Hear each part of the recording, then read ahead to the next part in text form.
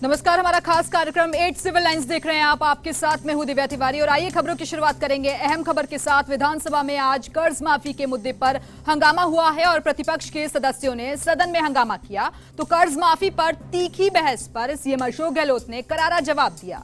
गहलोत ने कहा कि मैंने मोदी जी को पत्र लिखा है और लिखा है कि किसानों की स्थिति चुनौतीपूर्ण होती जा रही है और ऐसे में भारत सरकार से किसानों का कर्जा माफ किया जाए, ये मांग उन्होंने अपने पत्र के जरिए की है। कांग्रेस शासित राज्यों की तर्ज पर देश भर में कर्ज माफ हो और पहली कैबिनेट की बैठक में हमने तय किया कर्ज माफी का जो वादा किया है वो पूरा निभाएंगे। और वर्ष 1998 में जब हमारी सरकार आई थी, पूरे देश में हमारी पहली सरकार थी जिसने अपने घोषणा पत्र को नीतिगत दस्तावेज बनाया और पहली कैबिनेट की बैठक में घोषणा पत्र को रखा और उसे मंजूर किया। मुख्य सचिव को सौंपा गया और चुनाव घोषणा पत्र को सभी विभागों को भेजा गया। नेता प्रतिपक्ष हमारे बहुत सीनियर मेंबर हैं और आप जानते हैं कि फैसला होना एक बात थी, लागू करना अलग बात है। हमारी मंशा थी, इसलिए कैबिनेट में भी इस बारे में ये फैसला किया। आपको इसका स्वागत करना चाहिए। हमने 2008 में किया और इस बार भी किया। प्रतिपक्ष राजनीतिक लाभ लेने का प्रयास कर रही है और जब विधायक गिरधारी लाल बोलने लगे तब हंगामा हो गया। वो बोले भी नहीं थे और कर्ज माफी का श्रेय आपको मिल जाए, ये चालाकियां अब हम नहीं चलने देंगे और आपकी कोऑपरेटिव बैंकों के सभी कर्ज माफ होंगे। अधिसूचित बैंक और कमर्शियल बैंकों से बात की जाती है और कितना पैसा सरकार देगी इस बारे में पूरा वक्त लगता है। हमने यूडीएच मंत्री की अध्यक्षता में इस बारे में कमेटी बनाई है और जैसे ही हम पात्रता पर करेंगे किसान कर्ज माफी का लाभ मिले। चाहते हैं कि अधिकतर किसानों का कर्ज माफ हो और उन्हें किस तरह से रिलीफ दिया जाए, इसके प्रति सरकार गंभीर है। अधिकतम किसानों को लाभ मिले, हमारा यही प्रयास रहेगा।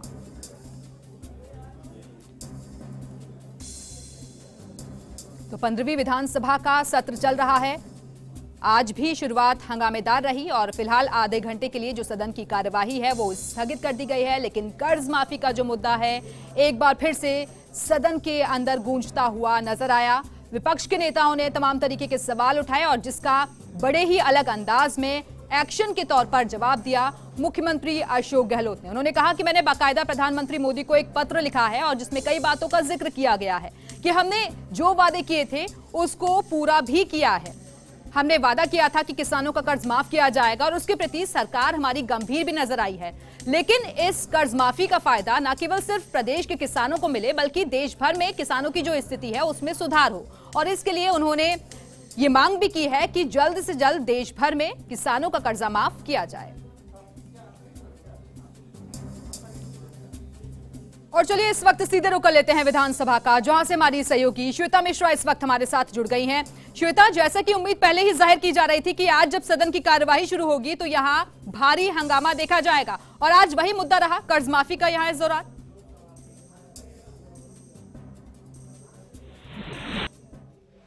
बिल्कुल, कर्ज माफी का मुद्दा रहा। स्थगन प्रस्ताव सबसे पहले लाया गया दिव्या और इसके बाद उस पर चर्चा शुरू हुई। 4 प्रश्न यहाँ पर लगे हुए थे, लेकिन अहम बात यह है कि सदन के नेता यानी मुख्यमंत्री अशोक गहलोत ने इसका जवाब भी दिया। इस बीच काफी गहमा गहमी भी देखने को मिली जब विपक्ष पूरा का पूरा राजेंद्र राठौर के नेतृत्व में वेल में पहुंच गया। और क्या कुछ हुआ इस कार्रवाई के दौरान विस्तार से आपको बताएंगे। हमारे साथ सहयोगी निर्मल तिवारी भी मौजूद है, उनसे बात करते हैं। निर्मल, करीब से देखा 11 बजे से जब से ये कार्रवाई शुरू हुई, किस तरह से हमने हर पहलू को देखा है। हंगामा भी हुआ, वापस शांत भी हुए, लेकिन अहम मुद्दा वही रहा कर्ज माफी। बिल्कुल श्वेता, देखिए आज जो स्थगन प्रस्ताव जो आए थे 4, उसमें सबसे पहले जो नेता प्रतिपक्ष गुलाब चंद कटारिया को बोला था, उसके बाद राजेंद्र राठौर, गिरधारी लाल जी थे और उसके बाद पुखराज जी का भी उसमें चारों पर। बड़ी बात यह रही कि बार बार इस बात को नेता प्रतिपक्ष गुलाब चंद कटारिया सीधे तौर पर कहते रहे कि सरकार जवाब दे। सरकार ने जो घोषणा पत्र में घोषणा की और बार बार राहुल गांधी ने जिस तरह से घोषणा की हम 10 दिन में कर्ज माफी कर देंगे, कर्ज माफी का रोड मैप क्या होगा, कौन उसमें पात्र होंगे, वित्तीय संसाधन कहां से जुटाए जाएंगे। और कटारिया ने तो यहां तक कह दिया कि जो सरकार ने जो लंगड़ा प्रस्ताव लेके आए हैं, सरकार की जो लंगड़ी सोच है उसको लेकर के, तो उसके बाद बार बार प्रतिपक्ष इस बात की मांग करता रहा कि सदन के नेता खड़े हो, मुख्यमंत्री खड़े हो, मुख्यमंत्री इस पर जवाब दें। मुख्यमंत्री खड़े होते हैं श्वेता, और मुख्यमंत्री ने जब तीसरी बार वो मुख्यमंत्री बने और आज सदन में पहली बार उन्होंने किसी प्रश्न के ऊपर खड़े हुए हैं और खड़े होते ही उन्होंने जो काउंटर किया गुलाब चंद कटारिया के ऊपर वो जबरदस्त था। उन्होंने सीधे तौर पर राजेंद्र राठौड़ को भी कहा कि आपकी जो राजनीतिक कला का कोई जवाब नहीं है।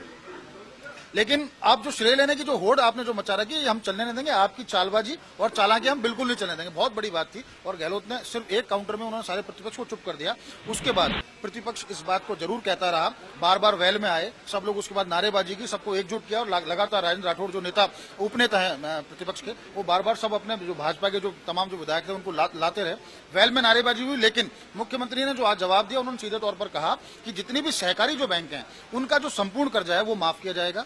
उसके अलावा जितनी भी जो अनुसूचित बैंक हैं, जो राष्ट्रीयकृत बैंक हैं, उनका जो है 2 लाख तक की उसकी सीलिंग की जाएगी।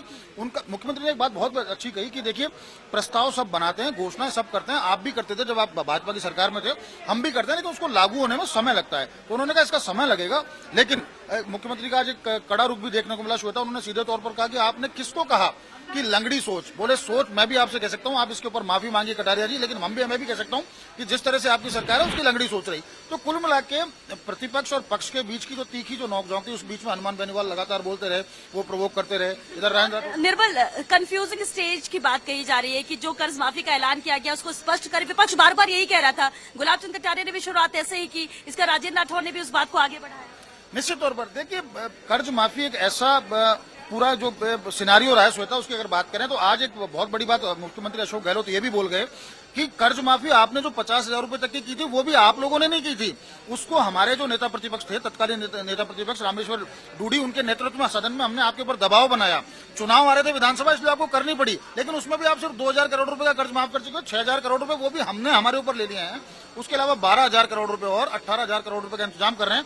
संपूर्ण कर्ज माफी की बात है तो गहलोत ने एक पत्र भी दिखाया जो उन्होंने प्रधानमंत्री नरेंद्र मोदी को लिखा कि क्यों नहीं आपके प्रधानमंत्री के ऊपर आप जाके दबाव बनाते हैं कि संपूर्ण कर्ज माफी करें, और सिर्फ राजस्थान में नहीं पूरे देश में करें, क्योंकि संपूर्ण कर्ज माफी राज्य सरकार नहीं कर सकती, उसके बाद इतने वित्तीय संसाधन नहीं होते हैं। तो सेंटर को आना चाहिए, सेंटर आगे आए, मोदी जी आए और मोदी एक राष्ट्रव्यापी एक ऋण राहत आयोग की स्थापना करें और वो पूरे देश के अंदर संपूर्ण कर्ज माफी हो। तो निश्चित तौर पर आज गहलोत ने काउंटर पे काउंटर किया और कहीं ना कहीं प्रतिपक्ष नारेबाजी करके अपनी झांप मिटाता नजर आया और अपने आप को प्रोटेक्ट करता नजर आया। और यही वजह थी कि लास्ट में वेल में आगे सबके सब और लगातार हंगामा करते रहे जब उस पर जवाब भी दिया जा रहा है। बिल्कुल श्वेता, देखिए आज सीपी जोशी की भी भूमिका बड़ी अच्छी देखने को मिली विधानसभा अध्यक्ष के तौर पर। उन्होंने साफ तौर पर कहा, जब शांति धारीवाल बीच में खड़े हुए नेता प्रतिपक्ष बोल रहे थे तो उन्होंने कहा जब नेता प्रतिपक्ष या सदन का नेता बोले तो कोई भी मंत्री या सदस्य खड़ा नहीं हो सकता, आपको नियम कायदों की गरिमा खुद को बनाए रखनी होगी और जब नेता प्रतिपक्ष बोल रहे हैं तो उनको बोलने दें। तो आज जो पूरा जो नेक टू नेक जो दोनों के पक्ष और प्रतिपक्ष के बीच में चला, निश्चित तौर पर कर्ज माफी उसका मुद्दा था।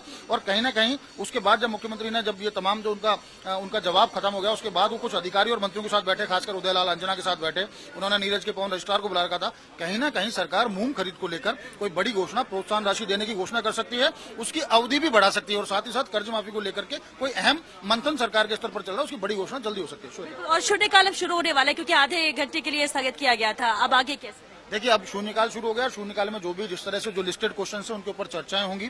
खासकर मदन प्रजापत ने काफी सारे प्रश्न लगा रखे, उनके प्रश्न है, पुखराज जी ने जो प्रश्न लगा रखे उनके प्रश्नों के ऊपर उसको चर्चा होगी और सदन की कार्रवाई को आगे बढ़ाया जाएगा। कल और परसों विधानसभा में अवकाश रहेगा, सोमवार से प्रश्नकाल शुरू होगा और 23 जनवरी की बात करें, अभी तक जो कार्य सलाहकार समिति ने जो समय दिया है बिल्कुल वो यही है कि 23 तारीख अंतिम दिवस होगा। जो बीजेपी है ना, वो ये बात समझ चुकी है कि विधानसभा चुनाव में जो किसानों की नाराजगी थी वो पार्टी पर भारी पड़ी और इसलिए शायद इसका खामियाजा भी भुगतना पड़ा।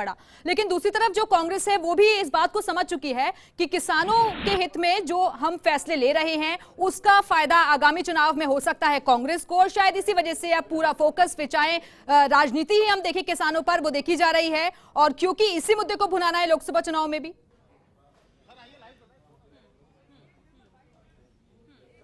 बिल्कुल बिल्कुल। दिव्या हमारे साथ विधायक जी, चलिए उनसे बात करते हैं। ये आप अलग ही गेटअप में आ जाए, किसान का मुद्दा था, कर्ज माफी थी, शायद इसीलिए। देखिए निश्चित रूप से मैं खुद एक किसान का बेटा हूं और मेरे मन के अंदर भी पीड़ा है कि राजस्थान सरकार ने धोखे से किसानों से वोट लिए और आज हम सब सरकार से मांग करने आए कि राजस्थान की जनता से और राजस्थान के किसान से आपने धोखे से वोट लिए हैं। आपने 10 दिन का समय दिया था कि 10 दिन के अंदर सरकार संपूर्ण कर्जा माफ करेगी, लेकिन आज 1 महीने से भी अधिक समय हो गया है। हम मांग करते हैं सरकार से, माननीय मुख्यमंत्री जी से, कि तत्काल प्रभाव से किसानों को कर्जा माफ करें। देखिए हम जनता का प्रतिनिधित्व करते हैं और हमारी जिम्मेदारी है कि जनता को न्याय मिले, वादे के अनुसार सरकार काम करे, इसी मांग को लेकर हम वेल में गए। लेकिन मुख्यमंत्री ने भी कहा है कि इसमें वक्त लगता है क्योंकि पिछली सरकार जानती है कि टाइम लगता है और चीजें सब तस्वीर साफ है, इसके बाद भी वेल में पहुंचना, हंगामा होना। देखिए मुख्यमंत्री जी कोई नए तो है नहीं, पिछली दो बार मुख्यमंत्री रह चुके हैं, तो उनको पता होना चाहिए था कि कर्ज माफी में समय लगता है। तो उस समय ही जनता के सामने स्पष्ट करना चाहिए था कि हम कर्जा माफी करेंगे लेकिन समय लगेगा। लेकिन जानबूझ के 10 दिन का किसानों को लालच दिया गया। किसानों के साथ ये सरासर धोखा है। चलिए, इसे आप किसानों के साथ धोखा मानते हैं। दिव्या, आपने भी देखा और ये पूरा किसान का गेटअप लेकर आए कि किसान के बेटे हैं, किसान को कर्ज माफी होनी चाहिए और संपूर्ण कर्ज माफी की बात दिव्या यहाँ पर बार बार कही जा रही है। जी चलिए, फिलहाल बहुत बहुत शुक्रिया आपका श्वेता, हमारे साथ जुड़ने के लिए, हमें जानकारी देने के लिए। और खबरों में बढ़ते हैं आगे। लोकसभा चुनाव को लेकर कांग्रेस की तैयारी और 8 सिविल लाइंस पर आज भी होगा मंथन और 1 बजे शुरू होगी लोकसभा वार बैठकें और आज 5 लोकसभा क्षेत्रों पर चर्चा की जानी है। 1 बजे नागौर, 2 बजे सीकर लोकसभा सीट पर चर्चा होगी, 3 बजे उदयपुर, 4 बजे झालावाड़, 12 पर होगा मंथन और शाम 6 बजे कोटा बूंदी लोकसभा क्षेत्र पर चर्चा की जाएगी। CM Ashok Gehlot, deputy CM Sachin Pilot इस दौरान मौजूद रहेंगे और संगठन के पदाधिकारी और लोकसभा क्षेत्रों के जनप्रतिनिधि भी इसमें शामिल होंगे। तो 8 सिविल लाइंस पर आज भी मंथन होना है। लोकसभा वार एक एक करके तमाम सीटों पर चर्चा की जा रही है। सबसे पहले जैसलमेर, बाड़मेर पर चर्चा की गई और उसके बाद एक एक करके चित्तौड़गढ़ के साथ साथ जो और अहम सीटें हैं उस पर मंथन किया गया और आज भी इन बैठकों का दौर जारी रहेगा। 1 बजे से जो बैठक शुरू होगी वो लगातार 6 बजे तक यूं ही जारी रहेगी, जिसमें तमाम जो नेता हैं वो मौजूद रहेंगे, संगठन के जो पदाधिकारी हैं, जो जनप्रतिनिधि हैं वो हिस्सा लेंगे। तो लोकसभा की 25 सीटें जीतने का जो दावा है वो मुख्यमंत्री ने किया है और इसको लेकर अब लगातार कोशिशें भी की जा रही हैं, क्योंकि राहुल गांधी को भी इस महीने के आखिर में आना है प्रदेश के दौरे पर और उससे पहले पूरा होमवर्क कर लेना चाहती है कांग्रेस भी। लगातार हर सीट पर नुकसान और फायदे दोनों ही आके जा रहे हैं और इसको लेकर तमाम जो नाम है वो सामने आ रहे हैं, लेकिन कोशिश यही कि एक आम राय बनाकर इस पर सहमति बना ली जाए। कैसे हर सीट पर फोकस करना है, कहां कमियां रह जाती हैं उनको कैसे दुरुस्त करना है और किस प्रत्याशी को कहां से खड़ा किया जाना है, इसको लेकर आम सहमति बनाने की कोशिश, क्योंकि फाइनल रिपोर्ट राहुल गांधी के सामने पेश की जाएगी और बार बार मुख्यमंत्री भी इस बात का जिक्र कर चुके हैं कि आखिरी फैसला हाईकमान ही करेगा। तो आज 1 बजे शुरू होगी लोकसभा वार बैठकें और जिसमें सबसे पहले आज 5 लोकसभा क्षेत्रों पर चर्चा की जाएगी। 1 बजे नागौर, 2 बजे सीकर लोकसभा सीट पर चर्चा होगी और उसके बाद ये जो सिलसिला है आगे भी जारी रहेगा। 3 बजे उदयपुर, 4 बजे झालावाड़, 12 पर मंथन होगा और शाम 6 बजे कोटा बूंदी लोकसभा क्षेत्र पर चर्चा की जाएगी। तो विधानसभा चुनाव का रण जीतने के बाद अब अगली नजर कांग्रेस की लोकसभा चुनाव पर है, मिशन 2019 पर है और इसी को लेकर ये लगातार बैठकों का दौर चल रहा है। इससे पहले भी कई दौर की जो वार्ताएं हैं वो हो चुकी हैं और बैठकों का जो सिलसिला है वो भी लगातार चल रहा है। आज भी दोपहर 1 बजे से लोकसभा क्षेत्रों पर चर्चा की जाएगी। 5 लोकसभा क्षेत्र आज शामिल रहेंगे जिन पर अहम चर्चा होनी है। नागौर, इसके अलावा सीकर, ये वो क्षेत्र हैं जिन पर चर्चा होनी है। उदयपुर, झालावाड़, 12 पर भी आज मंथन किया जाएगा। तो इस दौरान मुख्यमंत्री अशोक गहलोत, डिप्टी सीएम सचिन पायलट समेत जो तमाम नेता हैं वो मौजूद रहेंगे। एक आम सहमति बनाने की कोशिश रहेगी। हालांकि दावा जरूर किया जा रहा है 25 की 25 सीटें जीतने का, लेकिन ये जो रहा है वो इतनी आसान नजर नहीं आती है, क्योंकि अंदर खाने अब रणनीति दोनों ही दलों ने बनानी शुरू कर दी है।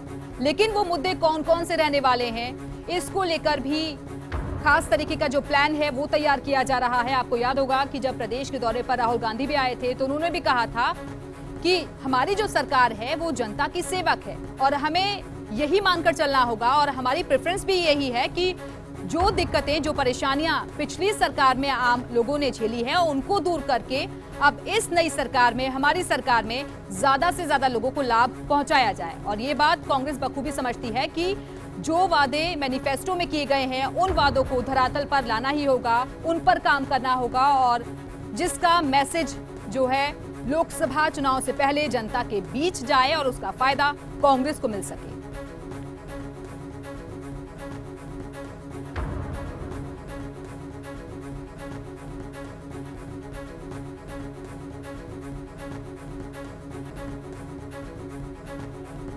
दोनों ही तरफ से अंदर खाने रणनीति तैयार की जा रही है। एक तरफ बीजेपी ने भी अब इस पर फोकस करना शुरू कर दिया है, बीजेपी ने भी अपनी स्ट्रैटेजी में बदलाव किए हैं, तो दूसरी तरफ जो कांग्रेस है वो भी लगातार इसको लेकर मंथन कर रही है।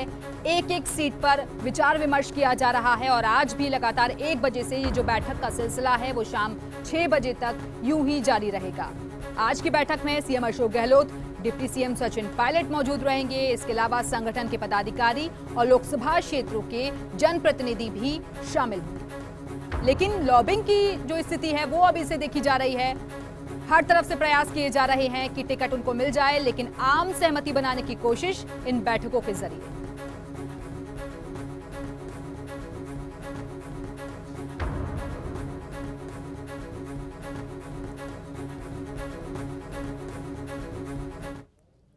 और खबरें भी और भी हैं, फिलहाल यहां रुकेंगे एक छोटे से ब्रेक के लिए, फौरन लौट रहे हैं कुछ ही पलों में।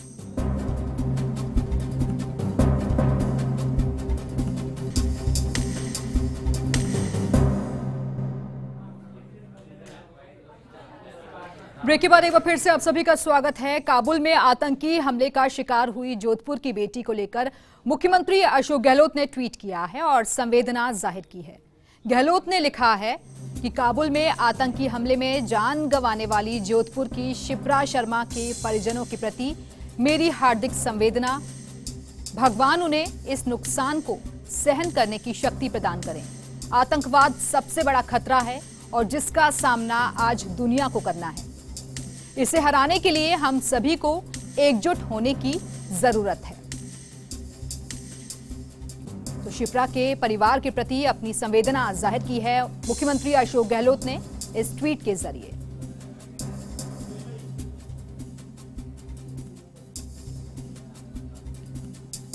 तो आपको बता दें कि अफगानिस्तान के काबुल में आतंकी हमला हुआ था और जिसमें जोधपुर की रहने वाली शिप्रा जिंदगी से जंग हार गई। आगे बढ़ते हैं। गहलोत सरकार को 1 महीना पूरा हो चुका है और इस 1 महीने में अशोक गहलोत ने अपने वादों को निभाने का काम शुरू कर दिया है। तो वहीं अभी भी वो कई बड़े वादों को पूरा करने पर काम कर रहे हैं। राजस्थान की राजनीति में कदम रखने के बाद से अशोक गहलोत के हाथ में सांसद, केंद्रीय मंत्री, विधायक और मुख्यमंत्री के रूप में कमान जब जब भी आई तब तब उन्होंने अपने गृह जिले जोधपुर पर हमेशा फोकस रखा। और यही वजह है कि जोधपुर में रेल लाइन से लेकर पेयजल योजनाओं और एजुकेशन के मामले में गहलोत की खास भूमिका रही। और इसी कड़ी में अशोक गहलोत ने तीसरी बार मुख्यमंत्री बनते ही जोधपुर को एक और तोहफे से नवाजा है। ये तोहफा है सैन्य उपकरणों की यूनिट के लिए 200 करोड़ की हरी झंडी का। देखिए खास रिपोर्ट। अशोक गहलोत को मुख्यमंत्री बने हुए 1 महीना बीत गया है, लेकिन पूरे प्रदेश की बड़ी जिम्मेदारी के बाद भी उन्हें अपना घर यानी कि गृह जिला जोधपुर याद आ रहा है। इसकी एक झलक तब दिखी जब इस क्षेत्र की पाली रोड पर 200 करोड़ रुपए की उस यूनिट को हरी झंडी दे दी गई, जिसे कथित रूप से भाजपा की रोड कहा जाता है। लेकिन सीएम गहलोत ने रोजगार और विकास दोनों को ध्यान में रखकर यह कदम उठाया। वहीं उन्होंने रक्षा क्षेत्र में देश की सबसे प्रतिष्ठित सार्वजनिक क्षेत्र की कंपनी भारत इलेक्ट्रॉनिक्स लिमिटेड यानी बीईएल को कांकड़ी में मेंटेनेंस, रिपेयर और ओवरहॉल यूनिट स्थापित करने के लिए करीब 6 एकड़ जमीन आवंटित की है। इस प्रोजेक्ट में 200 करोड़ रुपए से ज्यादा का निवेश होगा और जोधपुर में इस निवेश के साथ ही करीब 400 लोगों को रोजगार भी मिलेगा। वहीं रीको के एमडी गौरव गोयल ने बताया कि सीएम के निर्देश पर इस प्रोजेक्ट से रोजगार के अवसर भी बढ़ेंगे और जोधपुर में निवेश भी होगा। स्थानीय स्तर पर कांकाणी क्षेत्र को विकसित करने में जुटे रीको के क्षेत्रीय प्रबंधक विपिन गुप्ता ने बताया कि शुरुआती दौर में 400 और बाद में लगभग 1000 लोगों को रोजगार मिल सकेगा। इनके आने के बाद में एक बहुत ही बड़ा इन्वेस्टमेंट जोधपुर में आया है और आपको खुशखबरी दे दूं कि भारत इलेक्ट्रॉनिक्स लिमिटेड जो कि सेंट्रल गवर्नमेंट का उपक्रम है, वो यहाँ पे एक डिफेंस इक्विपमेंट, रेडार वगैरह की maintenance, repair and overhauling MRO project के लिए यहाँ पे इन्होंने एक आवेदन किया था और जिसको हमने इश्यू को रिजॉल्व करके हमारे मुख्यालय के निर्देश के अनुसार हमने काकानी औद्योगिक क्षेत्र जो हमारा नया जोधपुर पाली रोड पे आ रहा है उसमें हमने 6 एकड़ जमीन यानी 24,000 स्क्वायर मीटर का एक लैंड पीस इनको आवंटन करने की योजना बनाई है, जिसको अप्रूवल हमारे मुख्यालय से द्वारा आ गई है और अब शीघ्र ही BEL को हम जो है पोजीशन देके और कार्रवाई उनके द्वारा की जानी है। बता दें कि BEL की जोधपुर में प्रस्तावित इकाई में एयरफोर्स और सेना के रक्षा उपकरणों की मेंटेनेंस और रिपेयरिंग की जाएगी और अभी इन उपकरणों को देखभाल और रिपेयर के लिए बेंगलुरु भेजना पड़ता है। लेकिन मुख्यमंत्री अशोक गहलोत की दूरगामी सोच से जोधपुर सहित पूरे पश्चिमी क्षेत्र के एयरफोर्स और आर्मी के उपकरणों की मरम्मत अब यहीं हो सकेगी। ये यूनिट लगने के बाद रक्षा क्षेत्र से जुड़ी अन्य कई कंपनियों के आने की संभावना जताई जा रही है, क्योंकि भारतीय सेना और वायुसेना से जुड़े लोगों का यहाँ पर जमावड़ा लगा ही रहता है।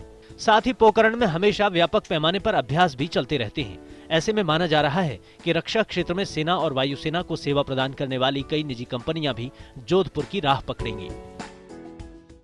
राजस्थान प्रदेश के मुख्यमंत्री अशोक गहलोत को मुख्यमंत्री बने हुए आज ठीक 1 महीना हो चुका है। 1 महीने बाद एक बड़ी खबर जोधपुर के लोगों के लिए खुशी वाली ये भी आई है कि जोधपुर का जो काकानी क्षेत्र है उसमें करीब 200 करोड़ की लागत से एक बड़ा प्रोजेक्ट जहां सैन्य उपकरण बनेंगे, उनका मेंटेनेंस भी होगा और बेल जैसी कंपनी जो है वो आप स्थापित करने जा रही है, जिसको लेकर के रिको के जो MD है गौरव गोयल ने गंभीरता दिखाई मुख्यमंत्री अशोक गहलोत के साथ चर्चा करने के बाद, और इसलिए ये जो प्रोजेक्ट अटका हुआ था उसको मंजूरी मिल चुकी है।